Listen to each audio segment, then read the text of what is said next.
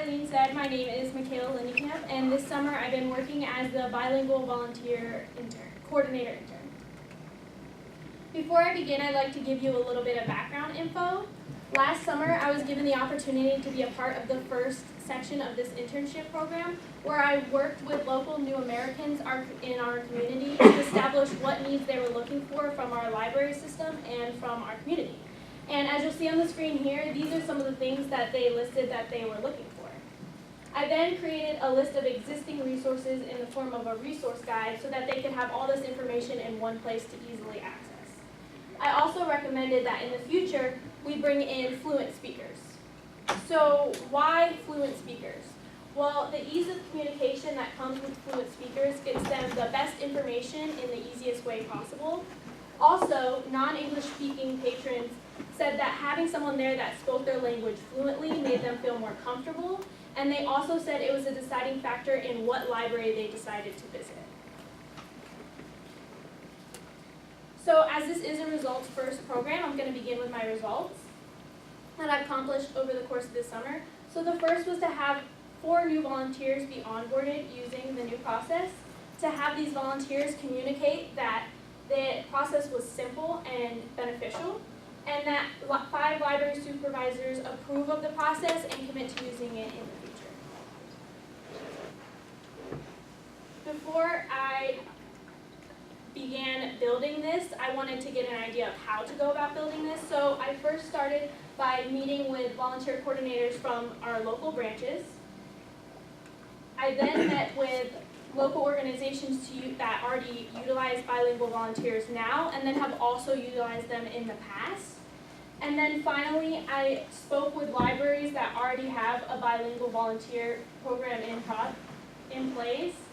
And these included the Comfort Public Library in Texas, as well as the Ardmore Public Library in Oklahoma. And this was really just to establish how do they organize these programs, how do they bring in these bilingual volunteers, and then how do they make sure that what these bilingual volunteers are working on is beneficial to the community that they're trying to serve.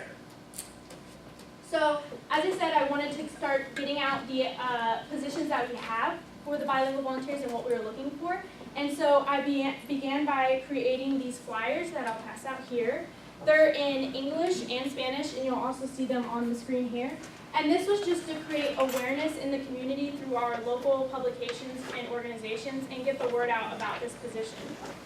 I also wanted to establish a streamlined process for bringing on the new volunteers, and I did this by creating this welcome packet that gives a little bit of general information about the library and then what specifically they'll be doing as a bilingual volunteer in the system. So as I said, I created these flyers and then I want to distribute these flyers to the community. So I started by distributing them online through the Neighborhood Connections publication, as well as through the Manatee County Library's website and volunteermatch.com. I also gave them to our local community partners, and then finally to local churches in our area that had a large number of bilingual members, as well as services in multiple languages. So as we were building the program, we noticed that there was a difference in the skill sets that the teen volunteers brought versus the adult volunteers. So we had them work on a little bit of different stuff. For the teen volunteers, we had them work mainly on the initial translation of documents as well as translation of content for our website that'll be on there in English and Spanish. We also had them collaborate with the Innovation Lab and the Innovation Lab interns, volunteers that she recruited, Rebecca, in creating library services videos in English and Spanish because we noticed that a lot of their skills overlapped where they were bilingual and they also had backgrounds in tech. For the adult volunteers, we mainly had them work with translation of more difficult documents, so this can include things like legal work or policies. We also had them review the teens' translated documents because they often do have a better command of the language. And then finally, we worked with them to establish what kind of outreach in our community they would be willing to do to get the word out about this program, and then just work with the community to bring more people into the library.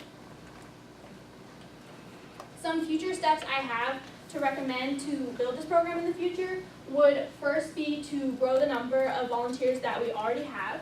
Our second one would be to incorporate volunteers with additional languages, and right now we actually do have someone that possibly be coming on in the fall who speaks Chinese, and we'll then be able to translate those documents into that language as well and serve an additional population that we do have in Bradenton.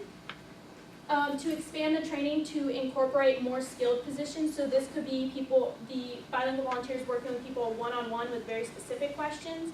It could also be tech questions that they have at the library that they would need help with, and then specific outreach positions. And then finally, to expand this across all of our library locations and make it so that we can replicate it on all these different branches. Right now it's primarily at Central, and we hope to have it at all of them then.